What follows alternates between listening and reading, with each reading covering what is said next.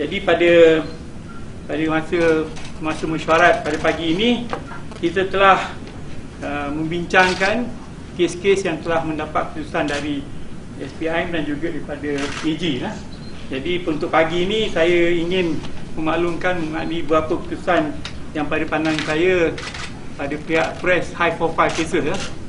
Kes berkaitan dengan Yang Berhormat Mat Suhaimi bin Syafiee, Yang Berhormat Amiruddin bin Syahari, National Feedlot Center, kes yang berkaitan dengan Datuk Seri Shahrizad, dan panel juga telah diberi penerangan mengenai kes yang paling terbaru yang dibangkit kembali oleh RPK, iaitu kes Yang Berhormat Muhammad Azmin bin Ali.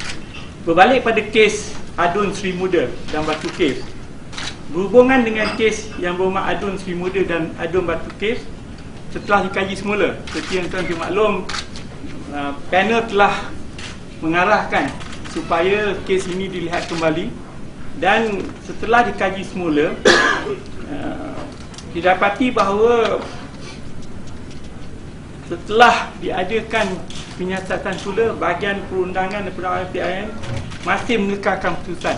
Jadi keputusan bahawa kes ditutup dan diterima oleh panel. Jadi kedua ahli-ahli yang berhormat ni, kesnya telah ditutup secara rasmi oleh panel. Keduanya, panel juga sebenarnya semasa saya berjumpa pihak akhbar masa lalu telah menyarankan supaya kes-kes berkaitan dengan National Feedlot Center ni diselesaikan dengan segera. Ingin maklumkan bahawa setelah kita dapati bahawa kes ni seperti kata dulu melibatkan dua aspek.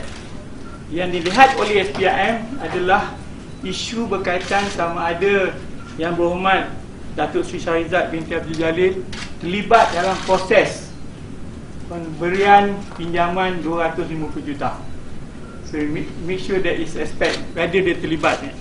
Jadi dari segi penangan yang lepas dan juga setelah mencari muat tambahan, kita dapati bahawa Datuk Seri Shahrizad tidak terlibat dalam proses pemberian pinjaman 250 juta.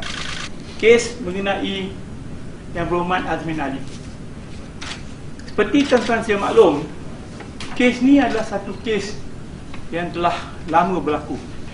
Kes ni berlaku begitu lama, yang berlaku pun dalam pada pandangan kita seperti dimaklumkan kepada panel, ia adalah berlaku dalam akta yang lama. Akta yang lama 1961.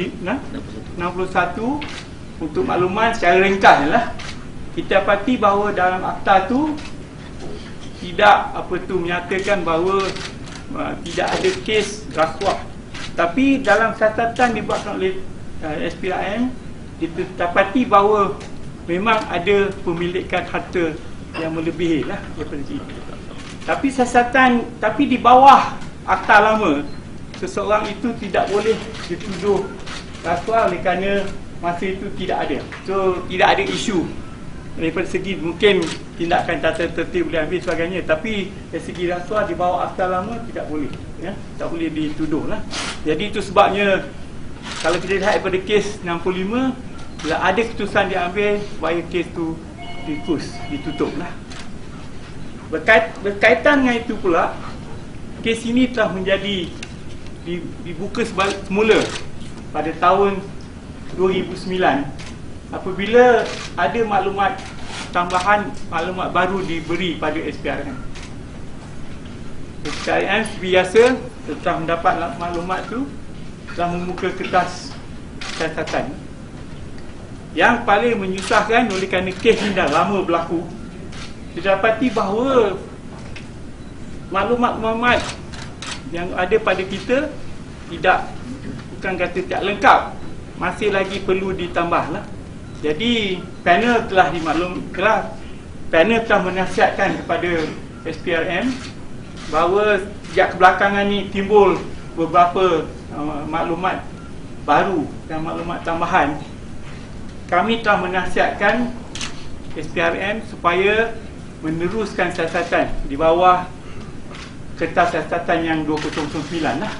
Jadi ini bergantunglah pada akhirnya kita perlu mengambil ingatan bahawa apa juga pertuduhan perlukan bukti yang sahih. That's important. Kerana kita tak boleh siasatan to be fair lah. I think in legal term, have to be fair to all people. So we need to have evidence. Then the case has happened for so long, I think gathering evidence could be a big issue, a big challenge I presume. No? Tapi walaupun kita panel memberi nasihat kepada pihak pengurusan SPIM supaya mengambil berapa banyak usaha untuk pastikan bahawa kes ini dapat diselesaikan seberapa segera boleh.